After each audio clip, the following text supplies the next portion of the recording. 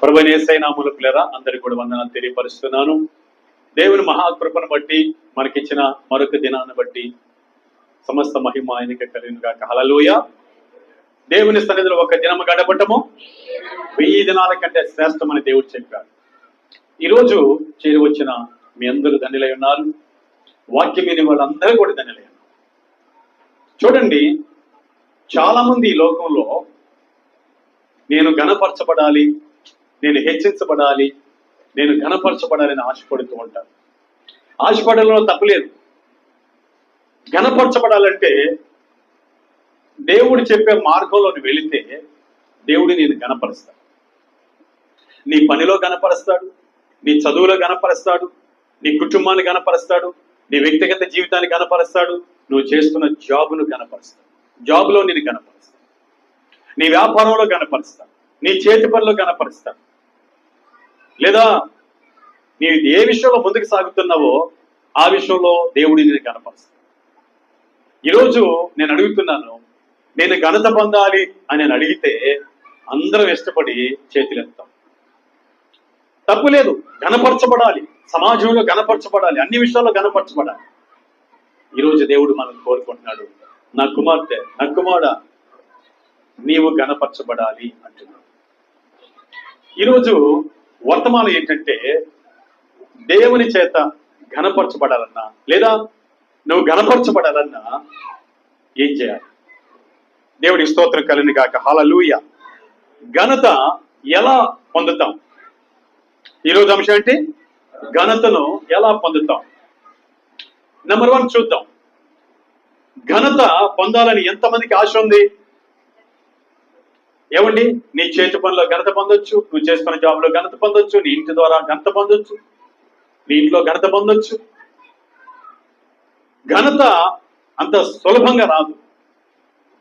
దైవ చిత్తాన్ని, దైవ లేఖనాన్ని ప్రకారం నడిస్తే ఆ ఘనతను దేవుడే మనకిస్తాడు. Praise lord. హల్లెలూయా, హల్లెలూయా. చూద్దాం, దేవుడి చిత్తం అయితే 7 విషయాలు చూద్దాం, దేవుడి సమయం ఇస్తే. లేదంటే 6 విషయాలు చూద్దాం, చదవడానికి ప్రయత్నం చేద్దాం. నెంబర్ 1, ఘనత పొందాలని ఆశపడే ప్రతి ఒక్కరూ ఎలా ఘనత పొందుతారు అని ప్రభు ఈ సమయంలో మనతో మాట్లాడుతుండగా, ఘనత పొందాలని ఆశపడి దేవుడు చెప్పే ప్రతి వాక్య ప్రకారం నడిచి దేవుడు కోరుకునే స్థాయిలో ఘనత పొందాలని దేవుడు ఇష్టపడి మనతో మాట్లాడుతుండగా ఆ ఘనత పొందడానికి ఆశపడదాం, ఘనత పొందుదాం. నెంబర్ 1, ఎవరు ఘనత పొందుతారు, ఎలా ఘనత పొందుతారు? మనం చూసినట్లయితే సామెతల గ్రంథం 13వ అధ్యాయము 18వ వాక్యం చదవండి. శిక్షను ఉపేక్షించు వానికి అవమాన దారిద్ర్యము ప్రాప్తించును, గద్దింపును లక్ష్య పెట్టువాడు ఘనత నొందును. దేవునికి స్తోత్రం కలుగును గాక. హల్లెలూయా. నా ప్రియ సహోదరి సోదరుడా, దేవుని చేతను ఘనత పొందాలంటే, ఈ సమాజంలో ఘనత పొందాలంటే,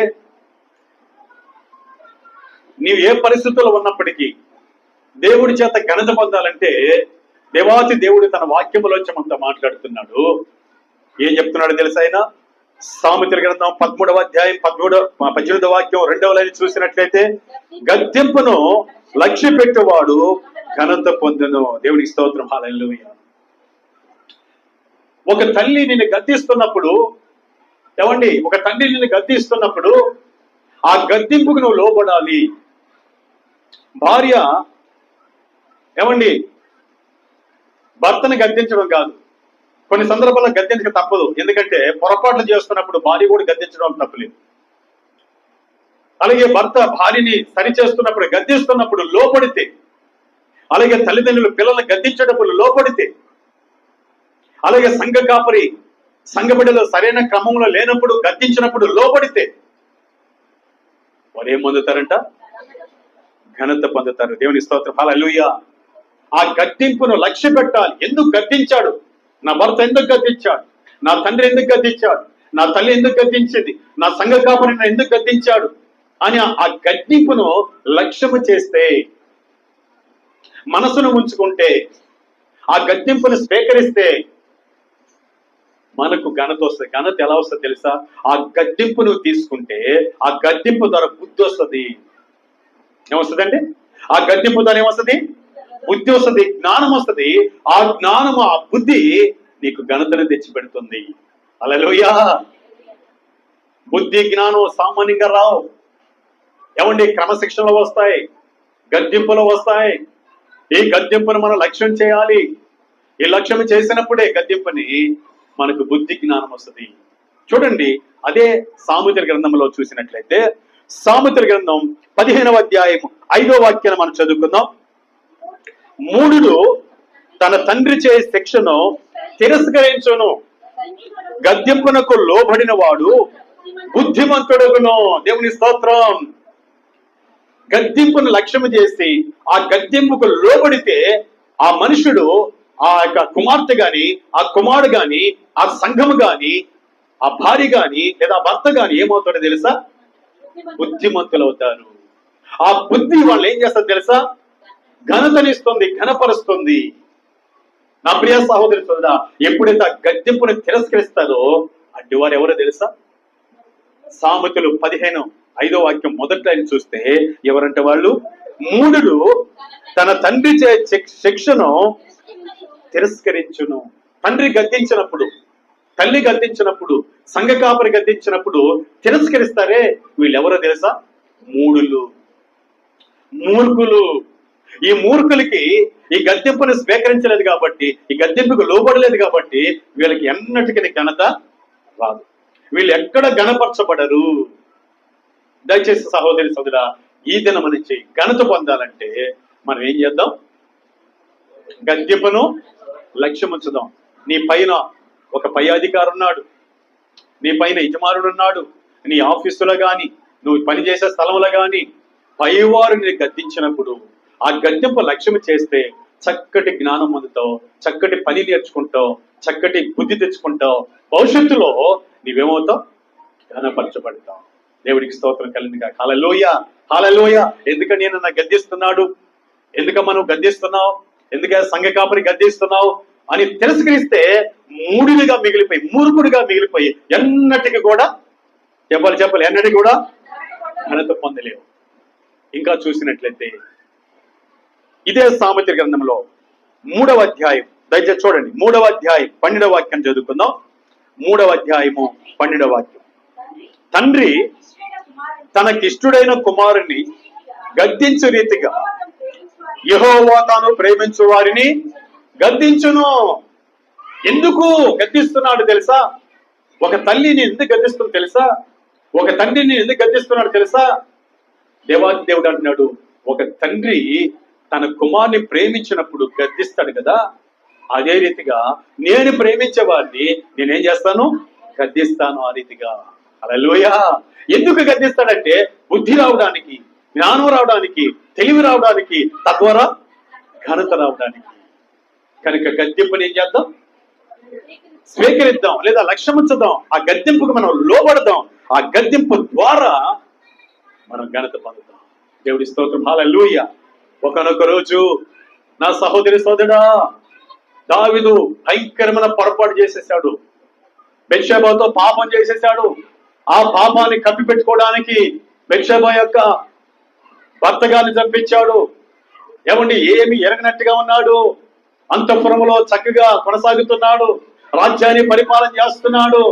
అలా పరిపాలన చేస్తూ ఉండగా ఒకనొక రోజు దేవుడు నాతాన ప్రవక్తను పంపించి దావీదుని ఏం చేశాడు? గద్దించాడు.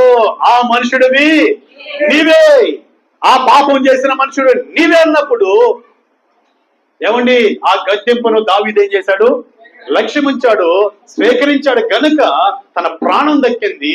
తిరిగి ఆ రాజ్యాన్ని కొనసాగుతూ మహారాజుగా చేయబడ్డాడు. దేవుని స్తోత్రం. హల్లెలూయా. ఘనత, మహారాజుని ఘనతను పొందుకున్నాడు. ఈరోజు చాలా మంది నా సహోదరి సోదరా, ఏమండి, గద్దింపును తిరస్కరిస్తున్నారు, గద్దింపును అవమానపరుస్తున్నారు. ఏమండి, గద్దించే వాళ్ళని లక్ష్యం ఉంచడం లేదు. అందుకే గద్దింపుకు లోబడిన వాళ్ళు, గద్దింపును స్వీకరించిన వాళ్ళు, వాళ్ళందరూ కూడా ఘనత పొందలేక మూర్ఖులైపోతున్నారు. నా సహోదరి సోదరా, గద్దింపును స్వీకరించిన దావీదు ఒక ఉన్నతమైన స్థాయికి వెళ్ళిపోయాడు. దేవుని స్తోత్రం. హల్లెలూయా. అదే విధంగా మనం గమనించినట్లయితే ఈరోజు నీవు నేను మనం గద్దింపును తిరస్కరించి ఘనతను పోగొట్టుకొని ఎంతో నష్టపోతూ బ్రతుకుతున్నాం. కనుక నష్టపోకుండా మనందరం కూడా ఆ గద్దింపును స్వీకరించి మన జీవితాలలో ఘనత పొందాలని దేవుడు కోరుకుంటున్నాడు. అట్టి కృప దేవుడు మనకు దయచేసి దీవించునుగాక. ఆమేన్. హల్లెలూయా. ఇక రెండవదిగా చూద్దాం, ఎలా మనకు ఘనత వస్తుంది, ఎవరు ఘనత పొందుతారో మనం చూద్దాం. రెండవదిగా మనం చూద్దాం సామెతల గ్రంథం 19వ అధ్యాయం 11వ వాక్యాన్ని మనం చదువుకుందాం. సామెతల గ్రంథం 19వ అధ్యాయము 11వ వాక్యాన్ని మనం చదువుకుందాం. ఒకని సుబుద్ధి వానికి దీర్ఘశాంతమనిచ్చును, తప్పులు క్షమించుట అట్టి వానికి ఘనతనిచ్చును. దేవుని స్తోత్రం. హల్లెలూయా. తప్పులు ఎవరైతే క్షమిస్తారో, ఒకవేళ నీ బిడ్డ, ఒకవేళ నీ భర్త, ఒకవేళ నీ భార్య, లేదా సంఘములో ఒకరు, లేదా బయట ఎవరైనా స్నేహితుడు మన ఎదుట ఒక తప్పు చేసినప్పుడు మనం ఏం చేయాలంట? క్షమించాలి. క్షమించే మనసుంటే కనపరచబడతాం. మరొకసారి ఆ యొక్క వాక్యాన్ని మనం చదువుకుందామా? సామెతల గ్రంథం 19వ అధ్యాయము 11వ వాక్యం చదువుకుందాం. ఒకని సుబుద్ధి వానికి దీర్ఘశాంతమనిచ్చును, తప్పులు క్షమించుట అట్టి వానికి ఘనతనిచ్చును. దేవునికి స్తోత్రం. హల్లెలూయా. తప్పులు క్షమించుట ఘనతను ఇచ్చును. నువ్వు క్షమిస్తున్నావా? ఎదుటి వాని తప్పులు, పొరపాట్లు క్షమిస్తున్నావా? క్షమించటంలో ఏం చేస్తున్నావు తెలుసా? నేను మర్చిపోతానా? నువ్వు చేసిన ఆ పొరపాటు, నాకు చేసిన అన్యాయం, నన్ను బాధించిన బాధ మర్చిపోతానా? చచ్చిపోయిన నేను మర్చిపోనంట. చచ్చిపోతే నువ్వు ఎందుకు మర్చిపోవు? ఏదో లోకం మాట్లాడుతుంది, నువ్వు మాట్లాడుతున్నావు మాట. సోదరి సోదరుడా, ఎప్పటికప్పుడు మనం మన తప్పులను అనగా ఒకసారి జ్ఞాపకం చేసుకుంటే మన దేవుడు ఎలా క్షమించాడో అలాగే మనం ఎదుటివారి తప్పులను క్షమించాలి. ఎదుటివారి తప్పులను మనం ఏం చేయాలి? క్షమించాలి. క్షమించినప్పుడు మనం ఘనత పొందుతాం. ఒకనొక రోజు దావీదు మీదకి షిమి అనే ఒక వ్యక్తి దూషిస్తా ఉన్నాడు, అవమానపరుస్తున్నాడు, శపిస్తా ఉన్నాడు, రాళ్ళు రువ్వుతున్నాడు, దుమ్మెత్తి ఆయన మీద పోస్తున్నాడు. ఆ టైంలో దావీదు ఏమన్నాడు తెలుసా? నువ్వు దూషిస్తున్నావు కదా, నువ్వు రాళ్ళెత్తి పోస్తున్నావు కదా, నువ్వు దూషించే ప్రతి మాట దేవుడు నాకు ఆశీర్వాదకరంగా మార్చునేమో అని అన్నాడు. దేవుని స్తోత్రం. హల్లెలూయా. హల్లెలూయా. ఒకసారి 2వ సమయాల గ్రంథంలోకి వద్దాం. చూడండి ఆ మాటలు. 2వ సమయాల గ్రంథం ఏమంటున్నాడు, ఎలా క్షమిస్తున్నాడు తప్పుల్ని మనం చదువుదాం. 16వ అధ్యాయము 7వ వాక్యం చదువుకుందాం. దావీదును చాలా చాలా రీతిగా దూషిస్తూ తిడుతున్నాడు, శపిస్తున్నాడు. ఇప్పుడు ఆ ఎదుటివాని తప్పులను దావీదు క్షమిస్తున్నాడు. చదవడానికి ప్రయత్నం చేద్దాం. ఈ షిమి నరహంతుకుడా, దుర్మార్గుడా, చీపో, నీ వేల వలనని నీవు వెళ్ళగొట్టిన సౌలు ఇంటి హత్యను యెహోవా నీ మీదకి రప్పించి యెహోవా నీ కుమారుడైన అబ్షాలోము చేతికి రాజ్యమును అప్పగించి ఉన్నాడు. నీవు నరహంతకుడువు గనుకనే నీ మోసములో నీవు చిక్కబడి ఉన్నావని చెప్పి రాజును శపింపగా, సిరియా కుమారుడైన అభిషై, ఈ చచ్చిన కుక్క నా ఏలిన వాడవును రాజువగు నిన్ను శపించనేలా, నీ చిత్తమైతే నేను వారిని చెరబోయి వారిని తెల సేధించి వచ్చేది నేను. ఇదిగో చూడండి ఎలా దూషిస్తున్నాడో షిమి. ఒక రాజుని దూషిస్తున్నాడు, ఒక రాజును అవమానపరుస్తున్నాడు, ఒక రాజు మీద దుమ్మెత్తి పోస్తున్నాడు, ఒక రాజు మీద రాళ్ళెత్తి రువ్వుతున్నాడు. వెంటనే దావీదు పక్కన ఇరు పక్కన బలాఢ్యులు సిరియా కుమారులు ఇద్దరున్నారు. వాళ్ళు అంటున్నారు, అయ్యా ఏలినవాడా, ఈ సచ్చిన కుక్కని ఈ షిమి నిన్ను తిడుతుండగా శపిస్తుండగా మేము ఓర్చుకోలేకపోతున్నామయ్యా, దయతో నీవు సెలవిస్తే మేము వెళ్ళి వాని తల తీసేస్తాం అంటున్నారు. అప్పుడు దావీదు రాజు అంటున్నాడు, ఏమన్నాడు తెలుసా? చదువుదామా, కంటిన్యూ చేద్దాం. అందుకు రాజు, సిరియా కుమారులారా, మీకు నాకును ఏమి పొందు, వాని శపింపనీయుడి, రాజుని శపింపమని దావీదును శపించమని యెహోవానికి సెలవేగా నీవు ఇలాగ ఎందుకు చేస్తున్నావని ఆక్షేపణ చేయగలవాడు ఎవడని చెప్పి అభిషేక్తో చెప్పి తన సేవకులందరితోనూ పలికినదేమనగా అద్భుతమైన మాట, అద్భుతమైన మాట. ఇప్పుడు చదవండి. నా కడుపున పుట్టిన నా కుమారుడే నా ప్రాణము తీర్చుండగా ఈ బెన్యామీనుడు ఈ ప్రకారం చేయట ఏం ఆశ్చర్యము? వాని జోలికి మానుడి యెహోవానికి సెలవిచ్చినేమో గనుక వాని శపింపనీయుడి. యెహోవా నా శ్రమను లక్ష్య పెట్టినేమో వాడు పలికిన శాపమునకు బదులుగా యెహోవా నాకు మేలు చేయనేమో. కొంతమంది చెప్పలేదు దేవుని స్తోత్రం. హల్లెలూయా. షిమి తప్పులన్నీ దావీదు రాజు ఏం చేస్తున్నాడు? క్షమిస్తున్నాడు. ఇంకా ఘనత పొందాడు ఆయన. హల్లెలూయా, హల్లెలూయా. దావీదు రాజు ఇంకా మిక్కిలిగా ఘనత పొందాడు ఆయన. ఈరోజు నీవు నేను మనం ఎదుటి వాని తప్పులు క్షమించలేకపోతున్నాం, మనం ఘనత పొందలేక. ఘనత ఎలా వస్తుందంట? రెండో పాయింట్ లో విన్నాం. క్షమించే మనసు నీకుంటే, ఎదుటివాని తప్పులను క్షమించే మనసు నీకుంటే ఘనత పొందుతావు. చూడండి, అంటారు నేను ఎలా తిట్టినా కూడా, ఎలా అవమానపరిచినా కూడా, ఎలా బాధ పెట్టినా కూడా ఆ బ్రదరు, ఆ సిస్టరు దాని గురించి పట్టించుకోలేదు. ఎంత మంచివాడు, ఎంత మంచిది ఆ సహోదరి, ఎంత మంచివారు అని మన గురించి అనేకులు చెప్తున్నప్పుడు మనం ఘనత పొందుతామా పొందమా? చెప్పాలని ఘనత పొందడమే కాకుండా ఆ స్థాయిలోకి మనం మారాం కాబట్టి అనేకులు మనల్ని ఒక ఉన్నతమైన పొజిషన్ లో చూస్తారు. హల్లెలూయా. అదే మనకు ఘనత. అందుకే దేవాతి దేవుడు ఏమంటాడు తెలుసా? ఎదుటివాని తప్పులు మనం ఏం చేయాలి? క్షమించాలి. అందుకు దేవుడు ఏమంటాడో ఎఫెసీయులకు రాసిన పత్రిక, మనం కూడా క్షమిస్తే దావీదు ఘనత పొందినట్లుగా, దావీదు రాజు ఘనత పొందినట్లుగా మనము ఘనత పొందుతాం. ఎఫెసీయులకు రాసిన పత్రిక దయచేసి చదువుకుందాం. 4వ అధ్యాయము 32వ వాక్యాన్ని మనం చదువుదాం. ఎఫెసీయులకు రాసిన పత్రిక 4వ అధ్యాయము 32వ వాక్యాన్ని మనం చదువుతాం. ఒకని ఎడల ఒకడు దయగలిగి కరుణా హృదయులై క్రీస్తునందు దేవుడు మిమ్మల్ని క్షమించిన ప్రకారము మీరును ఒకరినొకరు క్షమించుడి. హల్లెలూయా. అమ్మా సహోదరి, సహోదరుడా, ఎదుటి వాని తప్పులను క్షమిస్తేనే సమాజంలోనూ ఘనత పొందుతాం, ప్రజల మధ్యలో ఘనత పొందుతాం, ప్రజల గుండెల్లో ఘనత పొందుతాం. ఘనత అంత సామాన్యంగా రాదు. ఘనత రావాలంటే దావీదులాగా మనము ఎదుటి వారిని తప్పులను క్షమించాలి. షిమి శపిస్తున్నాడు, షిమి రాళ్ళు నవ్వుతున్నాడు, నరహంతుకుడా అని దూషిస్తున్నాడు. ఎలా అన్నప్పటికీ కూడా ఆయన ఏం చేశాడు? క్షమించాడు. కాబట్టి ఘనత పొందాడు. ఈరోజు ఒకరినొకరు క్షమించుకుంటూ, ఒకరి తప్పులు ఒకరు క్షమించుకుంటూ, యేసు ప్రభు మనం క్షమించినట్లుగా మనం క్షమించినట్లయితే ఘనత మనము పొందుతాం. ఘనత ఊరికి రానే దేవుని స్తోత్రం కలిగిన గాక. హల్లెలూయా. అలాగే కొలస్సీలకు రాసిన పత్రిక 3వ అధ్యాయము 13వ వాక్యాన్ని కూడా చదువుకుందాం. కొలస్సీలకు రాసిన పత్రిక 3వ అధ్యాయము 13వ వాక్యాన్ని మనం చదువుకుందాం. చదవడానికి ప్రయత్నం చేద్దాం. ఎవడైనను తనకు హాని చేసినని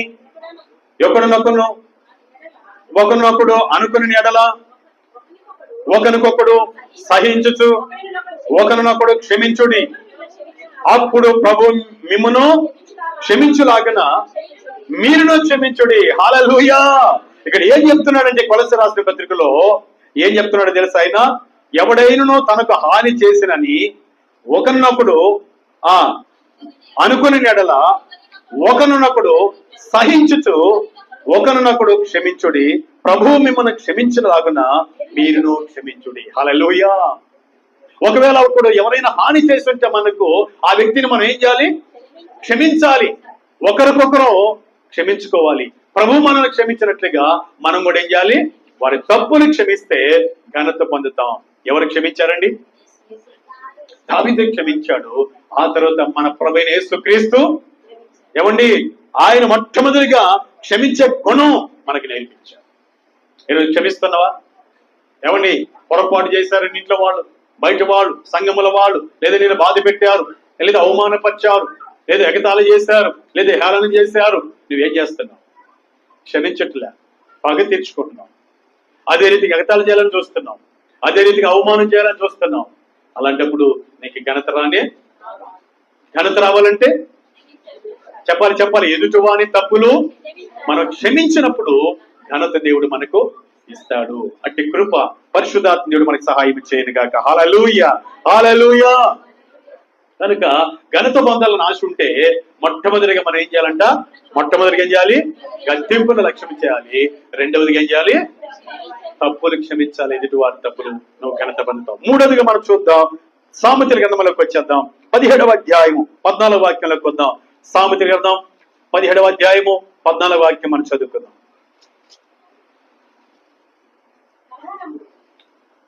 కలహారంభము నీటి గట్టున పుట్టు ఓట, వివాదము అధికము కాకమునిపే దాని విడిచిపెట్టము.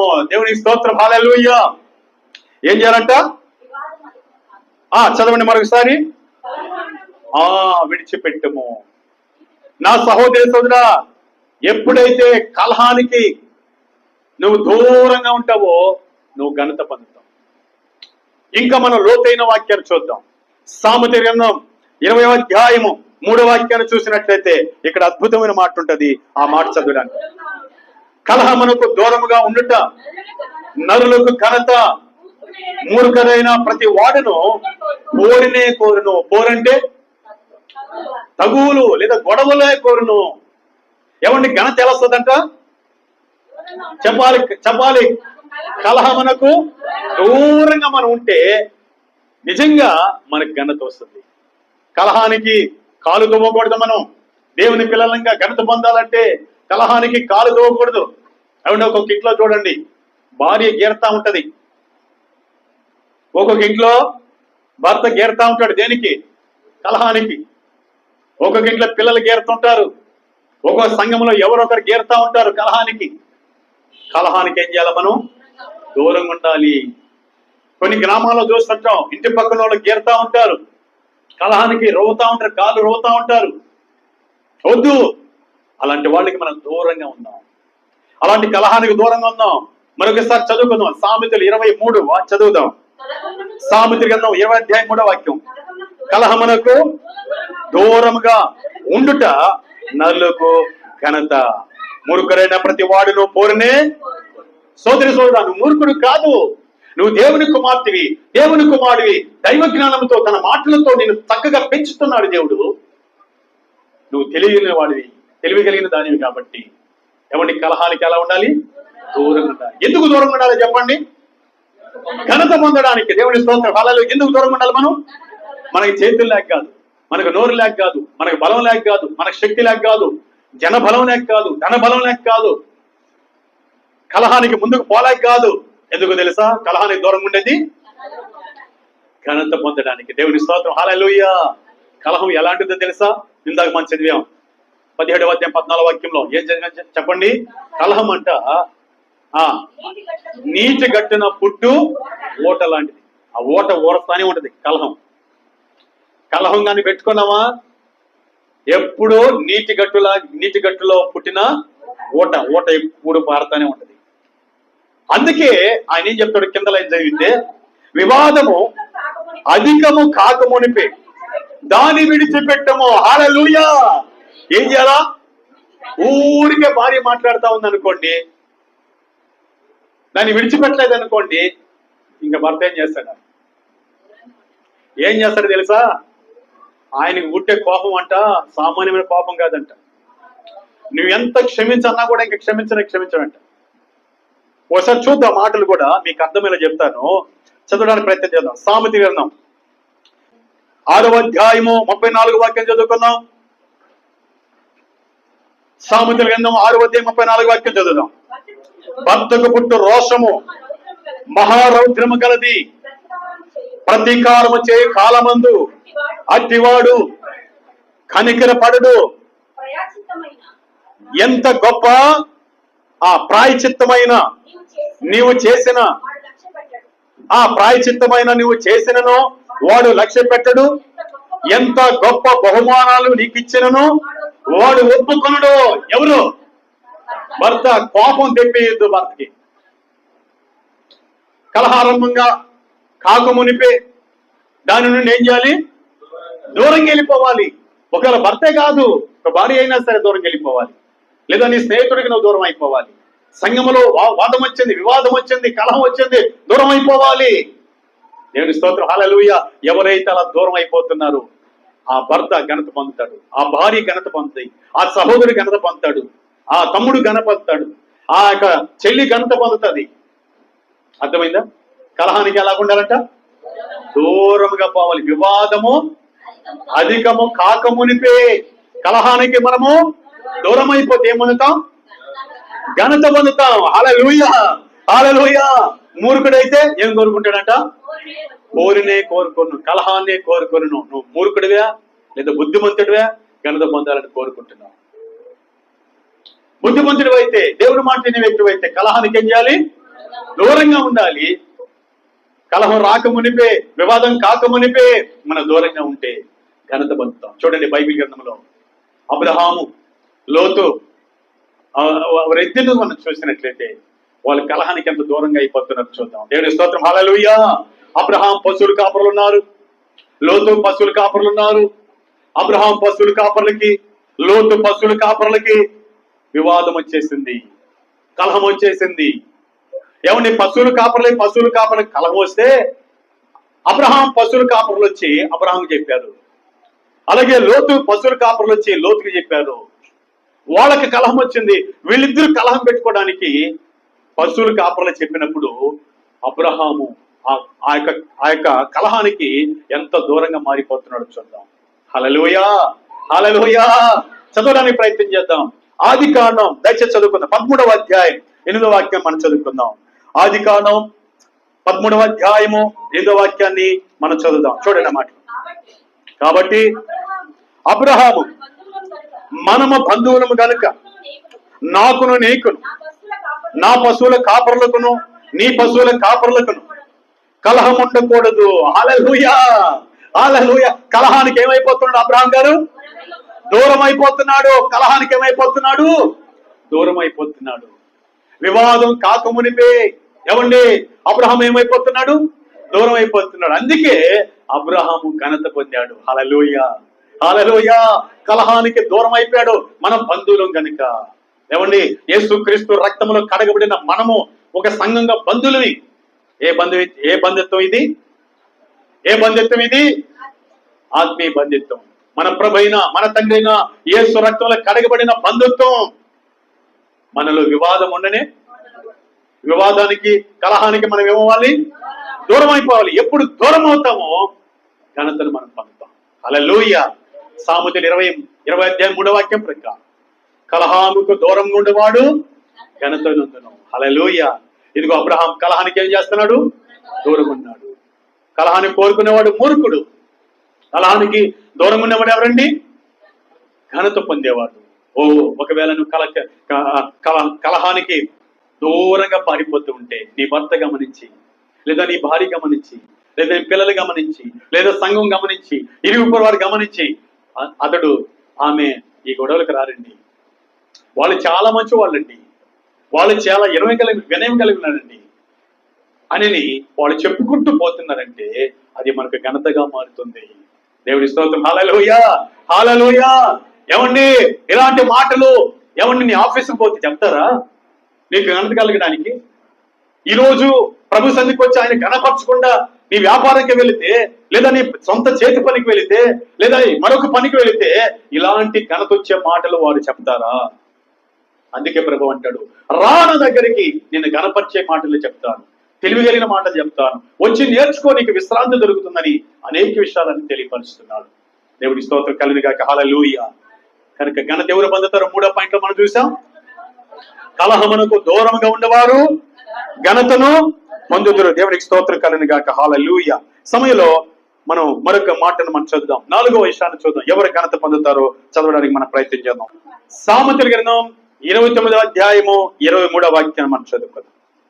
ఎవని గర్వము వానిని తగ్గించను, వినయ మనస్కుడు ఘనత నొందును. హల్లెలూయా. ఎవరండి ఘనత పొందేది? వినయ మనస్కుడు. ఎవడైతే గర్వంగా ఉంటాడో వినయం లేకుండా అట్టివాడు తగ్గించబడతాడు, లేదా ఘనతను పోగొట్టుకుంటాడు. ఘనతను ఎవరు పొందుతారంటే వినయ మనస్కుడు ఘనతను పొందుతాడు. దేవునికి స్తోత్రం కలుగును గాక. హల్లెలూయా, హల్లెలూయా. వినయ మనస్కుడు ఏం పొందుతాడండి? ఘనతను పొందుతాడు. చాలా మంది దైవ సన్నిధికి వచ్చి, నా సహోదరి సోదర, లేదా ఒక వ్యాపారంలోకి వెళ్ళినా, లేదా ఒక ఆఫీసులోకి వెళ్ళినా, లేదా నీ ఇంట్లో అయినా, అందరి ఎదుట ఎలా ఉండాలి తెలుసా? వినయంగా ఉండాలి. మన ప్రభువైన యేసుక్రీస్తు ఎలా ఉన్నాడు? నీ లోకానికి వచ్చి వినయ విధేయతలు చూపించాడు, సాత్వికం చూపించాడు, దీన మనసు చూపించాడు. అందుకే ఆయన హెచ్చించబడ్డాడు, గణపరచబడ్డాడు. హల్లెలూయా. ఎవరిని మన జీవితాల్లో వినయం ఉండదు, మాటల్లో వినయం ఉండదు, ప్రవర్తనలో వినయం ఉండదు, నడతలో వినయం ఉండదు. ఈ వినయము మనల్ని గణపరుస్తుంది. దేవుడికి స్తోత్రం. హల్లెలూయా. ఒకసారి మనం చదవడానికి మనం చూద్దాం పిల్లరా. మరొకసారి చదవండి అదే మాట. ఎవని ఘనము వారిని తగ్గించును, వినయ మనస్కుడు. అమ్మా ఒక చదవండి. వినయ మనస్కుడు ఘనత నుండును. హల్లెలూయా.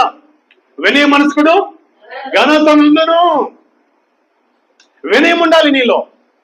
వినయం ఎప్పుడు వస్తుందో ఘనత నీ దగ్గరకు వస్తుంది. చెప్తున్నాను ఏమండి, ఒకనొక రోజు ఒక సుంకరి, ఒక పరిసయుడు దేవుని మందిరానికి వచ్చారు ప్రార్థన చేయడానికి. ఏమండి, పరిసయుడు ఎలా చేస్తున్నాడు ప్రార్థన? ఏమని చేస్తున్నాడు? ప్రభువా, నేను వారములకు 2 సార్లు ఉపవాసం ఉంటున్నాను, నా సంపాదనతో దశమ భాగం ఇస్తున్నాను. ఇదిగో ప్రభువా, ఈ సుంకరి కంటే నన్ను ఈ స్థితిలో ఉంచినందుకు నీకు స్తోత్రం అని చెప్పి ప్రార్థన చేస్తున్నాను. అంటే వినయమా, గర్వం? అదే సుంకరి ఎలా చేస్తున్నాడు? ఆకాశం వైపు నా కన్నులెత్తుటకైనను ధైర్యము చాలుక పాపిని నన్ను క్షమించమని, కరుణించమని పలికాడు. చెప్పండి, వారి ఇరువురిలో వినయం ఎవరిలో ఉంది? సుంకరిలో ఉంది. సుంకరిని చూశాడు దేవుడు. ఏం చేశాడు? ఇతని కంటే ఇతడు నీతిమంతుడని తీర్చబడి తన ఇంటికి వెళ్ళెను. హల్లెలూయా, హల్లెలూయా. సుంకరి తను తగ్గించుకొని వినయం చూపించాడు కాబట్టి ప్రభువు కాడ ఏమండి ఘనత పొందాడు, హెచ్చించబడ్డాడు. ఈరోజు నీ జీవితం ఎలా ఉంది? ఎదుటివారిని ఏమండి గౌరవించే వినయం, ఎదుటివారిని అభిమానించే వినయం, ఎదుటివారి దగ్గర తగ్గించుకునే వినయం ఉందా? ఉంటే ఖచ్చితంగా నువ్వు ఘనపరచబడతావు. దేవుడికి స్తోత్రం కలుగును గాక. దీనికి సంబంధించిన మరొక వాక్యాన్ని మనం చదవడానికి ప్రయత్నం చేద్దాం. చూడండి, సామెతల గ్రంథంలోకి వెళ్దాం. సామెతల గ్రంథం 15వ అధ్యాయం 33వ వాక్యం చదువుకుందాం. యెహోవా యందు భయభక్తులు కలిగి ఉండుటకు, యెహోవా యందు భయభక్తులు కలిగి ఉండుట జ్ఞానాభ్యాసమునకు సాధనము, ఘనతకు ముందు వినయము ఉండును. హల్లెలూయా. ఘనతకు ముందు వినయము ఉండును. ఘనతకు ముందు వినయము ఉండును. ఘనత నీకు రావాలంటే ఏముండాలి? మనకు వినయము ముందు ఉండాలి. మనకు వినయం లేకుండా ఘనత రాదు. అద్భుతమైన మాట మనం చూస్తే 33వ వచనంలో, సామెతల గ్రంథంలో ఏమండి 15వ అధ్యాయం 33వ వచనం 2వ లైన్లో చూస్తే ఘనతకు ముందు వినయం ఉండును. ఏముండాలండి? ఘనతకు ముందు వినయం ఉంటే ఘనత మన దగ్గరకు వస్తుంది. ఘనపరచబడతాం, దేవుడి కృపలో ఘనపరచబడతాం, మన చేతి పనులు ఘనపరచబడతాం. ఒక వ్యాపారం చేస్తున్నావా? ఆ వ్యాపారంలో నీ దగ్గరకు వస్తున్న కస్టమర్స్ తో వినయంగా మాట్లాడు. ఒక ఆఫీసర్ నువ్వు వినయంగా మాట్లాడు తోటి జాబ్ హోల్డర్స్ తో. సంఘములో ఉన్నావా? సంఘస్థులతో వినయంగా మాట్లాడు. కుటుంబంలో ఒక భార్యగా ఉన్నావా? ఒక తల్లిగా ఉన్నావా? బిడ్డలతో వినయంగా మాట్లాడు. భర్తతో వినయంగా మాట్లాడు. ఒక భర్తగా నువ్వు ఉన్నావా? భార్యతో, పిల్లలతో వినయంగా మాట్లాడు. ఎప్పుడైతే వినయంగా నువ్వు మాట్లాడతావో ఘనత నీకు వస్తుంది. హల్లెలూయా, హల్లెలూయా. వినయం అనేది నేర్చుకో, ప్రభువు దగ్గర నేర్చుకో. వినయము సూపర్ మార్కెట్ లో దొరకదు. వినయం ఏడు దొరకద్ది? చెప్పాలి. దేవుని నోటు మాటలు దొరకదు. చాలా మంది వినయ్ అని పేరు పెట్టుకుంటారు. ఏ పేరు పెట్టుకుంటారండి? వినయ్ అని పేరు పెట్టుకుంటారు. వాళ్ళ దగ్గర ఏముండదు? వినయమే ఉండదు, గర్వమే ఉంటుంది. అందుకే గణపరచబడలేదు. ఈ సమయంలో నీవు వినయం కలిగి ఉండు, ఘనత నీ దగ్గరకు వస్తాను. దేవుని స్తోత్రం. అలాగే అదేవిధంగా అయితే సామెతల గ్రంథంలో 22వ అధ్యాయము దయచేసి 4వ వచనం కూడా మనం చదువుకుందాం. యెహోవా యందు భయభక్తులు కలిగి ఉండుట వినయమునకు ప్రతిఫలము. హల్లెలూయా. ఎప్పుడైతే దేవుని భయభక్తులు, భయము, భక్తి కలిగి ఉన్నావో వినయానికి ప్రతిఫలం అది. చూడండి ఆ ప్రతిఫలం ఏమొస్తుందో, ఘనత ఎలా వస్తుందో చూద్దాం. కంటిన్యూ చేద్దామా? ఐశ్వర్యమును, ఘనతయు, జీవమును దాని వలన కలుగును. పరమ చెప్పండి దేవుని స్తోత్రం. హల్లెలూయా. దేని వలన కలుగుతుంది? వినయం వలన ఏం కలుగుతుందంట? ఐశ్వర్యమును, ఘనతయు, జీవమును దాని వలన కలుగును. ఏమండి? ఐశ్వర్యం వచ్చేస్తుంది వినయం వల్ల, ఘనత వస్తుంది, జీవము అనగా బ్రతకగలం. అదే గర్వం ఏం చేస్తుంది? బ్రతకనీదు. గర్వం ప్రాణాన్ని కాపాడినీదు, వినయం ప్రాణాన్ని కాపాడుతుంది, జీవాన్ని కాపాడుతుంది. అందుకే భయభక్తులు కలిగి ఉంటే ఏమండి? వినయమునకు ప్రతిఫలము. ఆ వినయము ద్వారా ఐశ్వర్యము, ఘనత, జీవమును కలుగును. హల్లెలూయా. నువ్వు ఎక్కడికైనా వెళ్ళి బతకొచ్చు, వినయాన్ని సంపాదించుకొని వినయంగా ఉంటే యాడికి వెళ్ళినా బతకొచ్చు, ఏ ప్రాంతానికి వెళ్ళినా బ్రతకొచ్చు, ఏ ప్రాంతానికి వెళ్ళినా కనపరచబడతావు, ఏ ప్రాంతానికి వెళ్ళిన ఐశ్వర్యంతో దేవుడిని నింపుతాడు.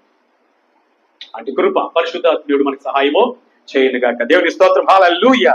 ఇకపోతే నా ప్రియ సహోదరి సుధా, 5వదిగా మనం విన్నాం, ఎవరు ఘనత పొందుతారు, ఎవరు ఘనత పొందుతారు అని చూస్తే దయచేసి చదవడానికి మనం ప్రయత్నిద్దాం. ఇదే సామెతల గ్రంథం 27వ అధ్యాయం 18వ వాక్యాన్ని మనం చదువుకుందాం.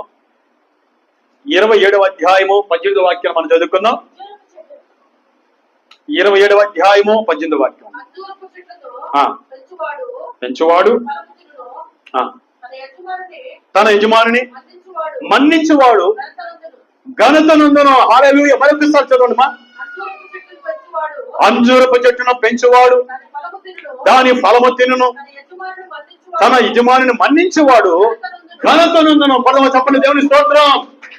మన యజమానిని కొన్ని సందర్భాల్లో మనం మన్నించాలి, క్షమించాలి.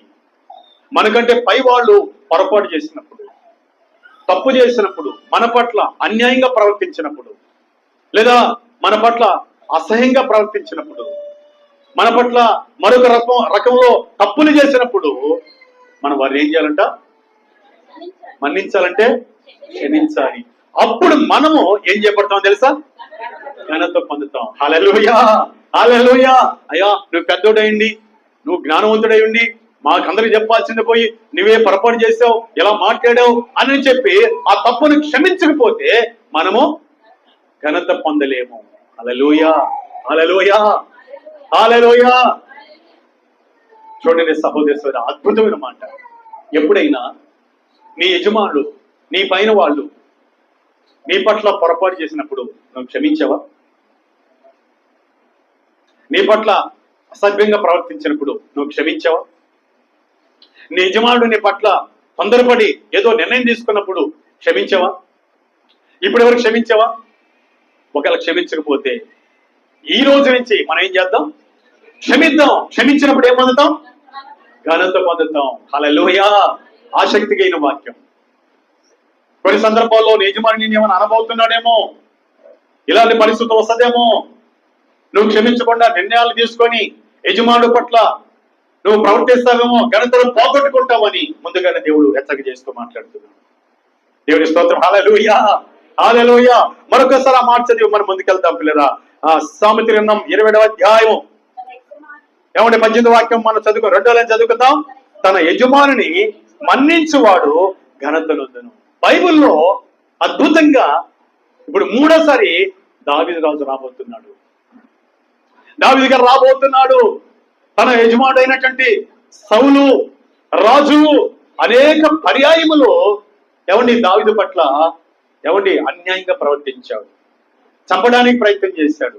ఒకనొక రోజు ఆయన కోసం సితార వాంచడానికి ఇంటికి వచ్చినప్పుడు చంపడానికి ప్రయత్నం చేసి ఏమండి తన చేతిలో ఉన్న ఈటిని తీసుకొని ఆయన మీద విసిరినప్పుడు దావీదు తప్పించుకొని వెళ్ళిపోయినాడు.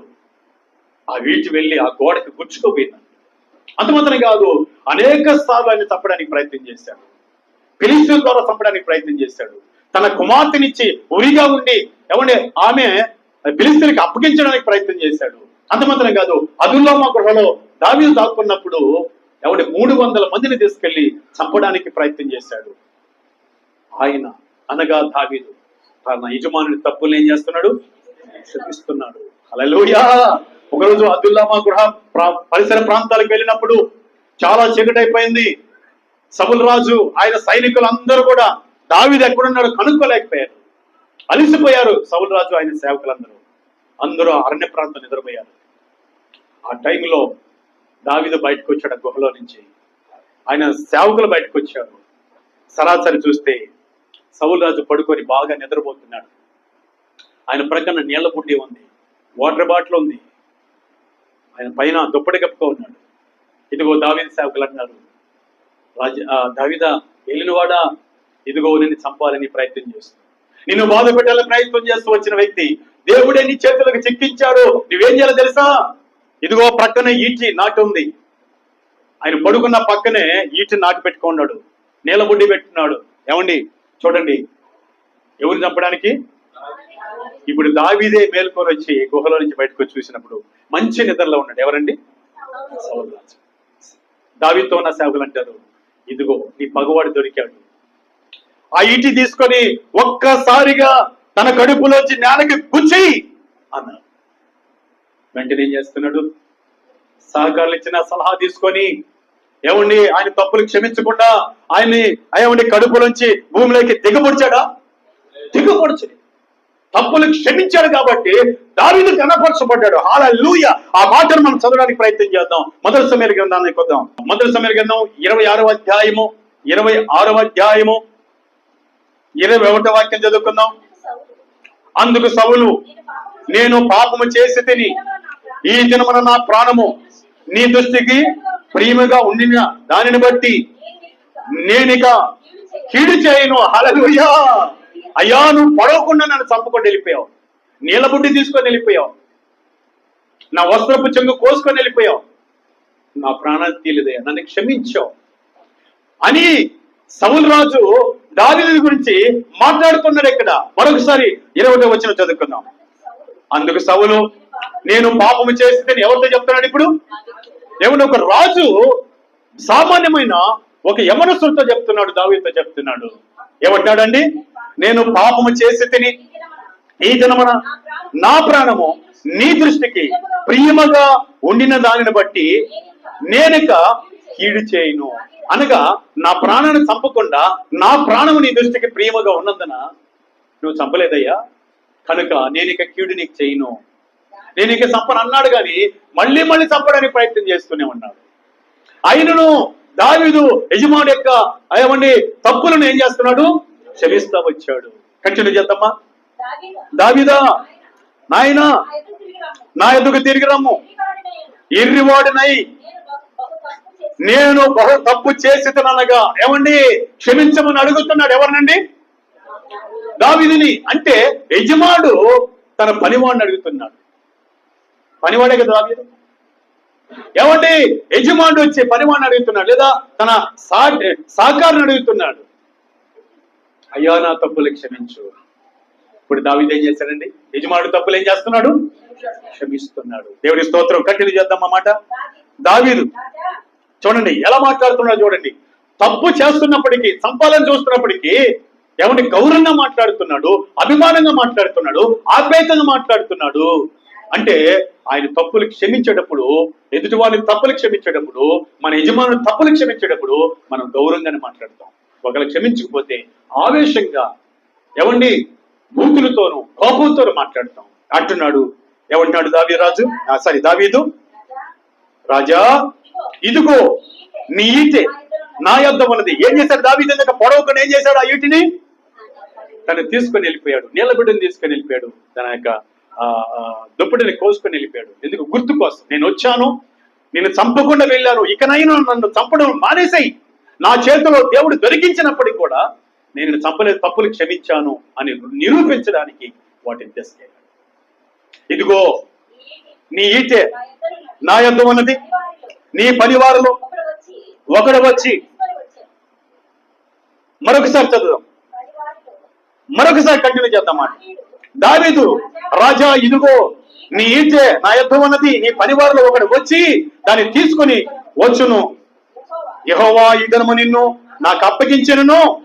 నేను యెహోవా చేత అభిషేకము నొందిన వారిని సంపనలేకపోయినందున ఆయన నా నీతిని నా విశ్వాసతను చూచి నాకు ప్రతిఫలము దయచేయును. కొంతమంది దేవుని స్తోత్రం. హల్లెలూయా, హల్లెలూయా. నీ ప్రాణం నా చేతిలో దొరికినప్పటికీ నిన్ను క్షమించి వదిలేశాను.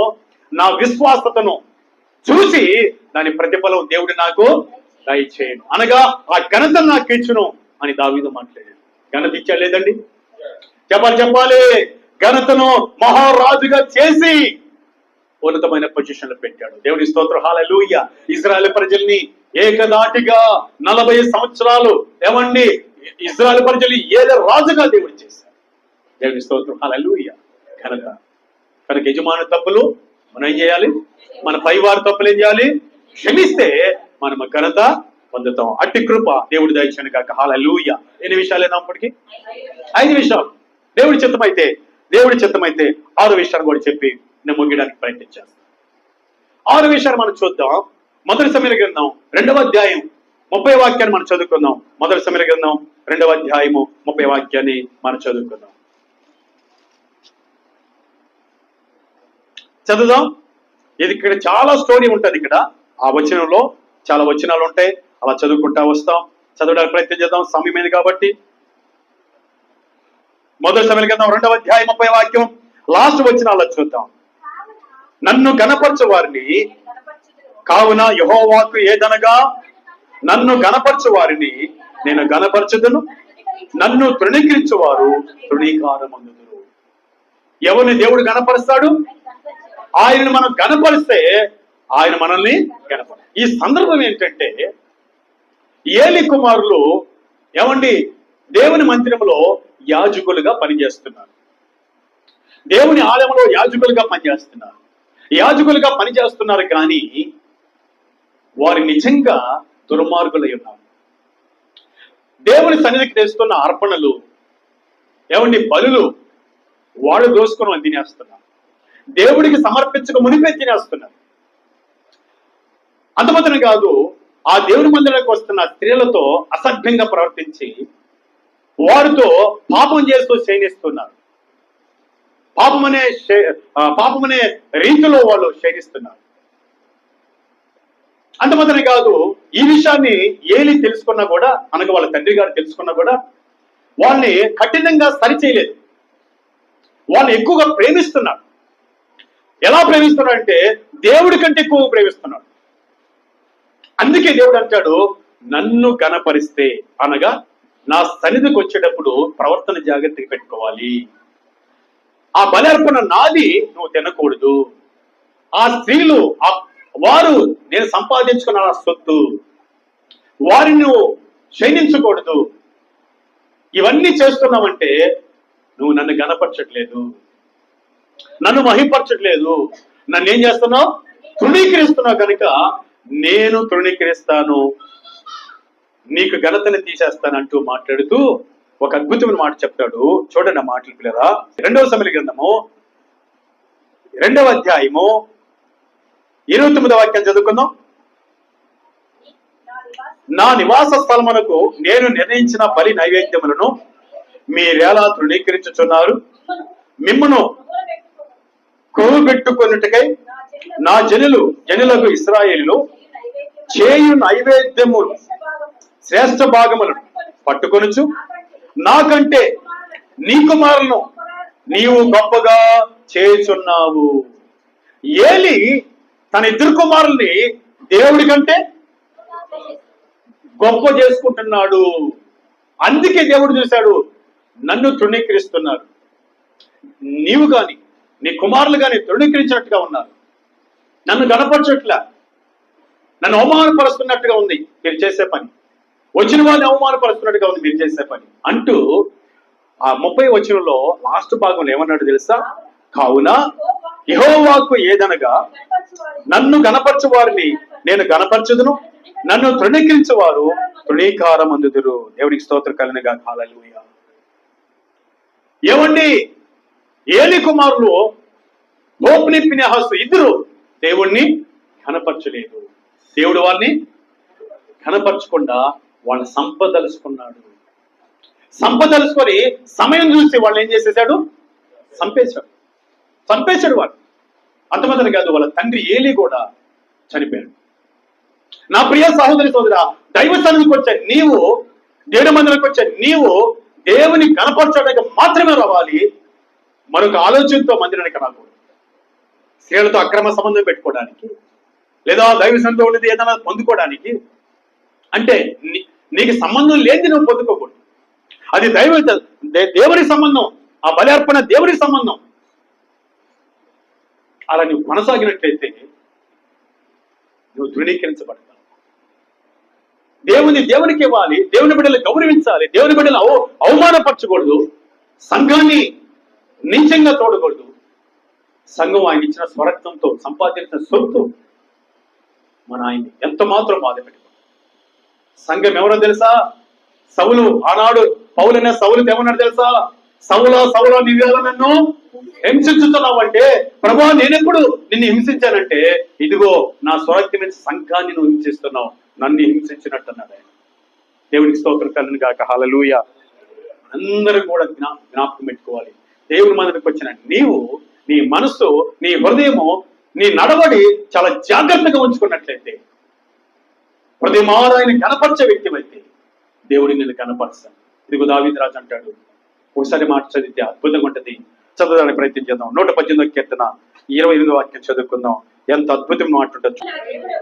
నీవు నా దేవుడు, నీకు కృతజ్ఞతాస్తుతులు చెల్లించెదను. నీవు నా దేవుడు, నిన్ను ఘనపరిచెదను. హల్లెలూయా. దేవుని మందిరానికి వచ్చి దావీదు ఏం చేస్తున్నాడు? హోప్ని ఫినెహాసు లాగా ఎవరిని దేవుడికి పెట్టి తినడానికి ప్రయత్నం చేస్తున్నారా? చెప్పండి.